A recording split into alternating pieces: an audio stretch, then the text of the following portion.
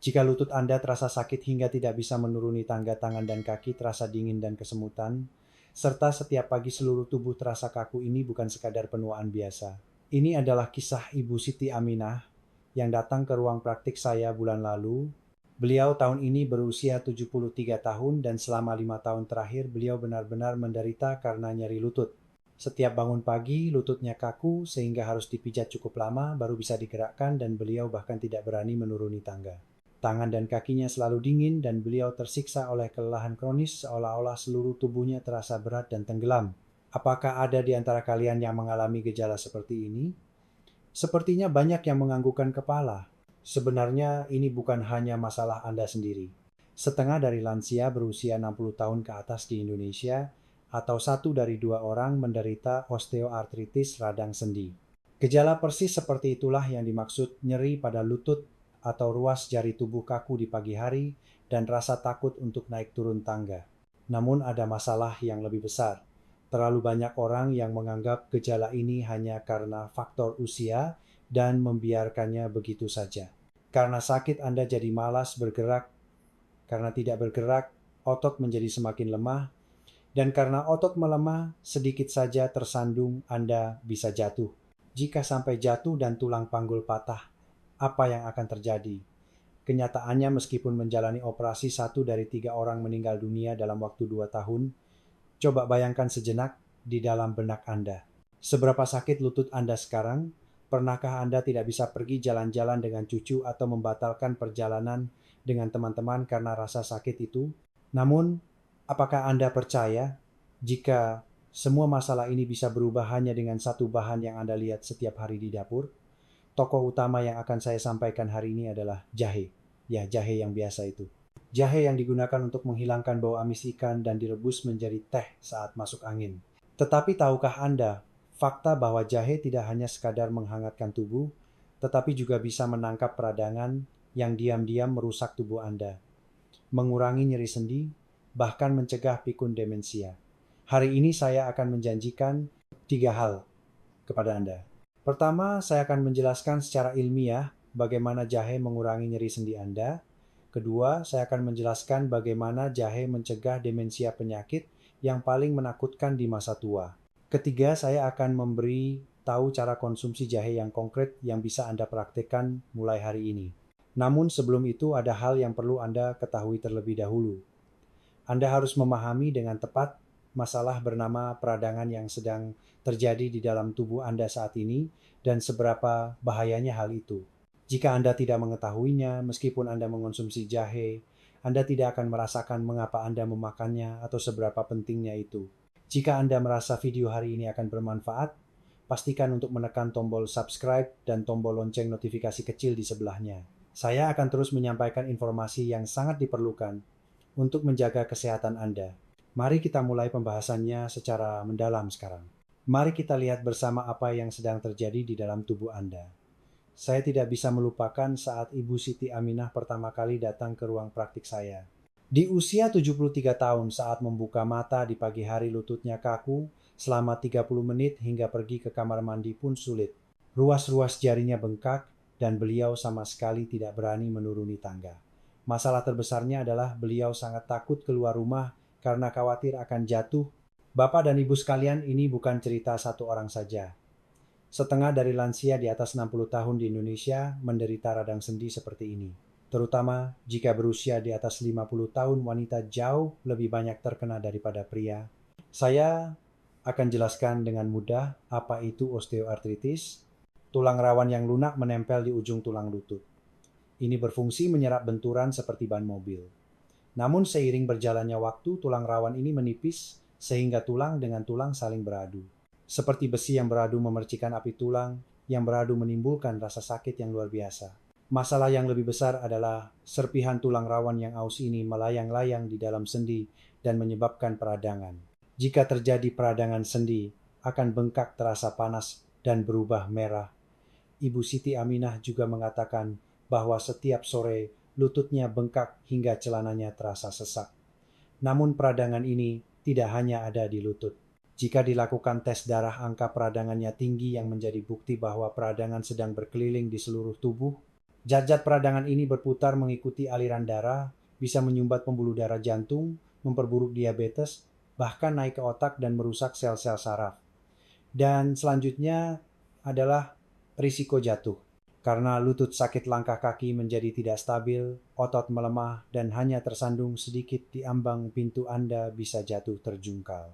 Lebih dari 90% penyebab patah tulang panggul pada lansia di atas 65 tahun adalah karena jatuh seperti ini. Jika tulang panggul patah meskipun dioperasi 1 dari 3 orang meninggal dalam waktu 2 tahun, Ibu Siti Aminah juga terpeleset di kamar mandi musim hujan lalu. Untungnya tidak terluka parah, tapi sejak saat itu beliau sangat takut keluar rumah dan hampir selalu berdiam diri di rumah. Terakhir yang paling menakutkan adalah demensia pikun.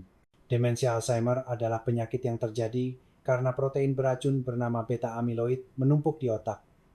Zat beracun ini mulai menumpuk bahkan 20 tahun sebelum gejala demensia muncul. Namun jika ada peradangan kronis di dalam tubuh, zat beracun ini menumpuk lebih cepat dan lebih banyak. Coba pikirkan, gejala lutut sakit dan tangan kaki dingin saat ini bisa membuat Anda melupakan nama cucu dan tersesat saat pulang ke rumah 20 tahun kemudian. Ibu Siti Aminah juga mengatakan akhir-akhir ini beliau sering lupa. Lupa mematikan kompor gas, melewatkan waktu, minum obat, dan mengulang kata-kata yang baru saja diucapkan. Bapak dan Ibu sekarang pahamkan, nyeri lutut, kesemutan tangan, kaki, dan kelelahan kronis bukan hal yang bisa diabaikan begitu saja. Ini adalah sinyal SOS, permintaan tolong yang dikirimkan tubuh Anda. Saat ini juga api bernama peradangan sedang berkobar di dalam tubuh Anda, dan api itu membakar sendi, menyumbat pembuluh darah, dan merusak otak. Jika video hari ini bermanfaat, tolong tekan tombol like sekali saja. Klik kecil dari Anda menjadi kekuatan besar untuk menyampaikan informasi penting ini kepada lebih banyak lansia. Lalu, sekarang apa yang harus dilakukan? Bagaimana cara memadamkan peradangan ini? Saya akan sampaikan jawabannya di cerita berikutnya. Ibu Siti Aminah datang mencari saya setelah menderita seperti itu. Melihat hasil pemeriksaannya, angka peradangannya tinggi dan tulang rawan lututnya juga sudah banyak yang aus. Saat itu saya menyarankan beliau untuk rutin mengonsumsi jahe. Awalnya beliau ragu. Jahe cuma pakai jahe yang biasa itu. Ya, benar jahe itu. Tapi Anda harus tahu mengapa jahe efektif agar bisa mengonsumsinya dengan yakin, jadi saya jelaskan dengan mudah. Jika Anda mengunyah jahe rasanya pedas dan menyengat, bukan itu karena kandungan bernama cingrol, namun di sini ada rahasianya. Efeknya jauh lebih baik jika jahe dikeringkan atau direbus daripada dimakan mentah. Mengapa demikian? Jika jahe dikeringkan atau direbus, ginjerol berubah menjadi zat baru bernama shogaol. Ibaratnya begini, beras mentah jika dimakan langsung susah dicerna dan tidak enak, tapi jika dimasak menjadi nasi yang pulen dan harum, bukan jahe juga sama. Jika dikeringkan atau direbus, ia berubah menjadi komponen anti-inflamasi, anti peradangan yang beberapa kali lipat lebih kuat dari aslinya. Apa yang dilakukan shogaol ini di dalam tubuh kita? Singkatnya, dia mengunci pintu pabrik peradangan. Jika tubuh kita mengalami peradangan, pabrik yang memproduksi zat peradangan akan beroperasi. Karena pabrik itu tidak beristirahat dan terus memuntahkan zat peradangan, sendi jadi sakit dan bengkak. Tapi jika shogaol masuk, dia langsung mengunci pintu pabrik itu. Karena pabrik berhenti, zat peradangan tidak lagi diproduksi. Universitas Georgia di Amerika Serikat melakukan eksperimen menarik. Mereka meminta orang-orang mengonsumsi 2 gram jahe per hari, kira-kira seukuran 1 ruas ibu jari selama 11 hari saja. Kemudian mereka diminta berolahraga untuk membuat nyeri otot, lalu rasa sakitnya diukur. Ternyata rasa sakit pada orang yang makan jahe berkurang 25% dibandingkan yang tidak makan jahe. Hanya dalam 11 hari berkurang 25%. Bayangkan seberapa membaiknya jika dikonsumsi selama 3 bulan. Mengapa efek ini muncul? Karena jahe mengurangi sinyal rasa sakit yang dirasakan di tulang belakang dan otak kita. Seperti alat peredam suara yang mengecilkan suara bising. Ada yang lebih mengejutkan lagi, tim peneliti Universitas Michigan dan Universitas Colorado meneliti pasien penyakit autoimun. Setelah makan jahe, angka peradangan pasien turun drastis. Jahe menenangkan sel kekebalan tubuh yang terlalu aktif menyerang jaringan normal. Dan cerita yang paling penting adalah kesehatan otak. Seperti yang saya katakan, demensia Alzheimer adalah penyakit di mana protein jahat bernama beta amyloid menumpuk di otak dan membunuh sel saraf. Tim peneliti Korea internasional membandingkan berbagai tanaman obat termasuk jahe. Dan ternyata jahe memiliki efek paling hebat dalam melindungi sel saraf otak dari protein jahat ini. Mudahnya begini, sel saraf otak itu seperti keramik yang berharga. Zat jahat beta amyloid membawa palu dan mencoba menghancurkan keramik itu. Saat itulah jahe menjadi tameng dan melindungi keramik tersebut. Ada kabar lebih baik lagi. Di Thailand, wanita parubaya diminta mengonsumsi jahe selama 2 bulan dan daya ingat mereka membaik. Kemampuan mengingat nomor telepon yang baru didengar atau urutan memasak benar-benar meningkat. Itu karena jahe mencegah penguraian zat yang sangat diperlukan untuk memori. Kesimpulannya begini, jika jahe dikeringkan atau direbus, ia berubah menjadi komponen kuat yang menangkap peradangan. Komponen ini menghentikan pabrik peradangan, mengurangi sinyal rasa sakit, melindungi sel saraf otak, dan menjaga daya ingat. Ini bukan pengobatan tradisional yang mistis, melainkan obat alami yang telah terbukti secara ilmiah dengan jelas. Ibu Siti Aminah juga mengerti setelah mendengar penjelasan ini, jadi beliau memutuskan untuk mempraktikkannya dengan sungguh-sungguh. Bapak dan Ibu sekarang juga sudah paham kan? Jadi karena itu jahe berkhasiat. Apakah Anda mulai mengangguk? Jika isi hari ini bermanfaat, silakan tulis 4 huruf saja di kolom komentar jahe. Kalau begitu sekarang saya akan beritahu metode praktik yang paling penting bagaimana cara mengonsumsi jahe agar bisa merasakan efek ini dengan benar. Saya akan jelaskan secara rinci berikut ini. Nah, ini adalah bagian yang paling membuat Anda penasaran. Bagaimana sebenarnya cara makan jahe agar berkhasiat. Saya akan memberitahu metode yang persis dilakukan Ibu Siti Aminah setelah pulang dari tempat saya. Beliau hanya melakukan 3 hal ini secara rutin. Pertama, secangkir teh jahe di pagi hari saat perut kosong. Setiap pagi setelah bangun dan mencuci muka, hal pertama yang Ibu Siti minum adalah teh jahe. Cara membuatnya sederhana. Ambil jahe kering sekitar 2,3 gram, kira-kira seukuran 1 ruas ibu jari, iris tipis, masukkan ke dalam 200 ml air panas, dan seduh selama sekitar 10 menit. Jika ada bubuk jahe lebih mudah lagi. Cukup larutkan setengah sendok teh ke dalam air panas. Di sini ada poin pentingnya. Anda harus menggunakan jahe kering atau jahe yang direbus. Kenapa? Seperti yang saya bilang tadi, jahe harus dikeringkan atau dipanaskan agar ginjerol berubah menjadi shogaol yang lebih kuat. Jika Anda memblender jahe mentah dan meminumnya begitu saja, Anda hanya mendapatkan ginjerol. Tapi jika Anda mengonsumsi jahe kering atau rebus, Anda juga bisa mendapatkan shogaol. Ibu Siti Aminah menambahkan satu rahasia kecil. Beliau menyeduh teh celup hitam teh biasa bersama teh jahenya. Sifat hangat dari teh hitam bertemu dengan jahe akan membuat tubuh semakin hangat dan rasanya jauh lebih lembut. Tambahkan sedikit gula merah, gula aren, maka meminumnya jadi lebih enak. Tapi ingat, jangan terlalu banyak gula. Bagi Anda yang punya diabetes, harus ekstra hati-hati. Kedua, jahe, madu sebagai camilan. Ini bisa disimpan di kulkas selama sebulan, setelah dibuat jadi sangat praktis. Saya beritahu cara membuatnya. Cuci bersih 100 gram jahe dan iris tipis-tipis, jangan kupas kulitnya. Di bawah kulit jahe justru terdapat komponen minyak atsiri yang paling banyak. Cukup cuci bersih saja, masukkan irisan jahe ke dalam toples kaca dan tuangkan madu sampai jahenya terendam. Biarkan di dalam kulkas selama sekitar 3 hari, rasa pedas jahe akan larut ke dalam madu sehingga enak dimakan. Anda bisa memakannya 1 atau 2 potong sehari. Sangat bagus terutama saat tenggorokan gatal atau batuk. Ibu Siti Aminah memakan 1 potong ini saat merasa lapar sekitar jam 3 sore. Ketiga, kompres jahe di lutut 2 kali seminggu. Ini adalah metode yang diterapkan langsung pada bagian yang sakitnya parah. Parut jahe dengan parutan dan bungkus dengan kain kasa. Celupkan ke dalam air hangat peras, lalu letakkan di atas lutut yang sakit dan kompres selama 15-20 menit. Rasa hangat dari jahe akan meresap melalui kulit sampai ke sendi dan membantu melancarkan peredaran darah.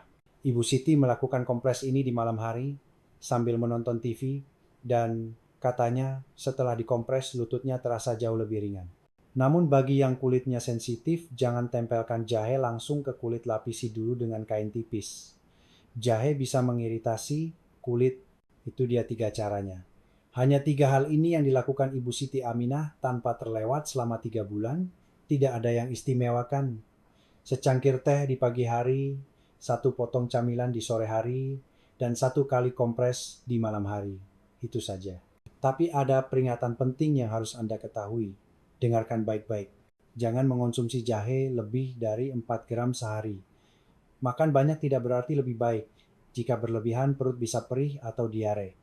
Bagi yang punya sakit maag atau tukak lambung harus sangat berhati-hati.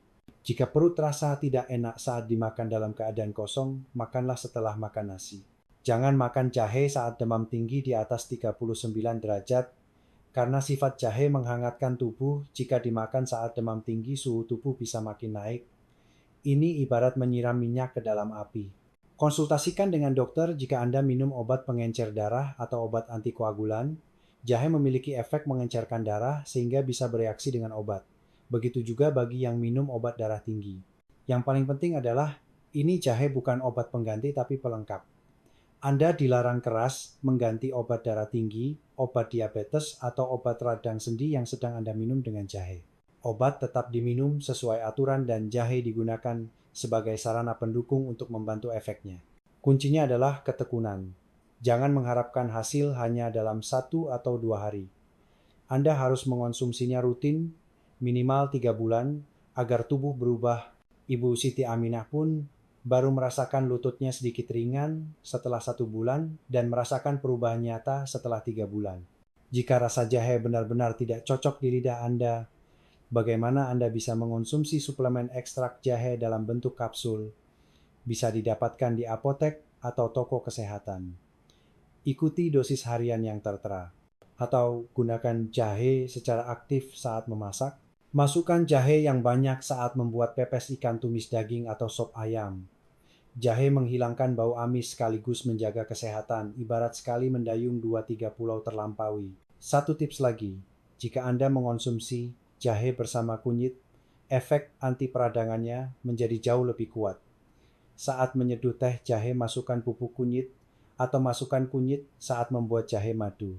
Tambahkan sepotong kayu manis dan sepotong lemon, itu akan menjadi kombinasi yang sempurna. Tidak sulit kan Bapak dan Ibu?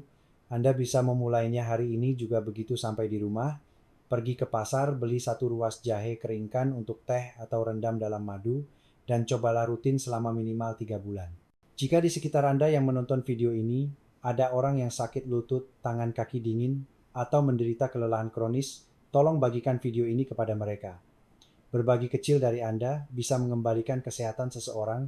Nah, saya akan ceritakan kisah terakhir bagaimana Ibu Siti Aminah berubah setelah 3 bulan. Suatu hari setelah 3 bulan berlalu, Ibu Siti Aminah datang lagi ke ruang praktik saya. Saya terkejut melihat beliau membuka pintu dan masuk. Cara jalannya sudah berbeda. Dulu beliau berjalan hati-hati sambil menyeret kaki karena sakit lutut, tapi hari itu beliau masuk dengan langkah yang jauh lebih ringan. Ibu Siti tersenyum lebar dan berkata, "Dokter kaku di lutut saat bangun pagi sekarang hampir hilang. Dulu harus dipijat 30 menit baru bisa jalan, sekarang begitu bangun langsung bisa jalan. Saya juga sudah bisa turun tangga. Memang masih pelan-pelan, tapi tidak ada lagi bunyi krek-krek atau rasa nyeri yang menusuk di lutut." Jadi saya melakukan tes darah lagi untuk beliau. Hasilnya angka CRP, yaitu angka peradangan, sudah turun ke rentang normal. Dibandingkan 3 bulan lalu, angkanya turun hingga di bawah setengahnya. Api peradangan yang berkobar di dalam tubuh beliau sudah padam. Yang lebih menakjubkan adalah ekspresi wajah beliau.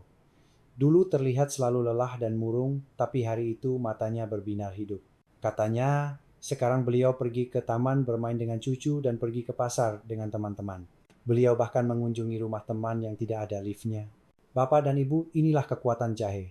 Bukan sesuatu yang istimewa, hanya jahe biasa yang ada di sekitar kita yang dikonsumsi rutin selama 3 bulan. Tidak perlu membeli suplemen kesehatan yang mahal, tidak perlu terapi yang rumit, hanya secangkir teh jahe setiap pagi, itu saja. Mari saya rangkum isi yang saya sampaikan hari ini menjadi 3 poin. Shogaol dalam jahe menekan peradangan tubuh dan meredakan nyeri sendi. Konsumsi rutin 2,3 gram sehari selama minimal 3 bulan untuk melihat hasilnya. Ini adalah harta karun alami yang membantu mencegah demensia dan menjaga kesehatan jantung. Bapak dan Ibu sekalian, Anda bisa berubah seperti Ibu Siti Aminah. Meskipun sekarang lutut sakit, tangan kaki dingin, dan tubuh terasa berat, jangan menyerah. Percayalah pada kekuatan satu ruas jahe, dan mulailah dari hari ini secangkir teh jahe saat buka mata di pagi hari, sepotong jahe madu saat lapar di sore hari, kompres jahe di lutut saat nonton TV di malam hari. Ingat itu saja. 3 bulan kemudian Anda juga bisa berjalan-jalan di taman bersama cucu dengan langkah ringan seperti Ibu Siti Aminah. Anda bisa pergi liburan lagi bersama teman-teman. Anda bisa memulai hari dengan perasaan segar saat bangun pagi. Masa tua yang sehat ada di tangan Anda. Tindakan kecil menciptakan perubahan besar. Terimalah hadiah dari alam ini dan konsumsilah dengan tekun. Tubuh Anda pasti akan memberikan jawabannya. Saya telah merawat banyak pasien di rumah sakit universitas selama lebih dari 20 tahun. Di antaranya, saya melihat banyak sekali orang yang kesehatannya kembali berkat jahe seperti Ibu Siti Aminah. Anda juga pasti bisa. Mulailah dari detik ini juga. Bagi Anda yang bertekad untuk mempraktekannya, hari ini juga silakan tulis angka 2 di kolom komentar.